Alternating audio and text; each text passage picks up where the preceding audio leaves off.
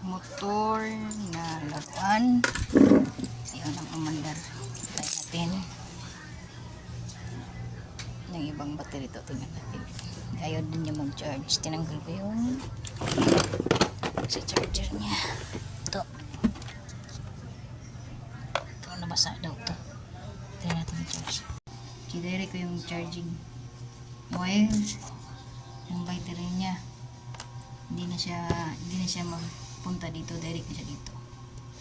Yan, pang wire. Pang test ko ng lahat. At pag try kong test, chinik ko talaga yung mga wire yan, saan ko talaga yung sira. Yun, nakita ko talaga yung problema. Dito lang yung problema.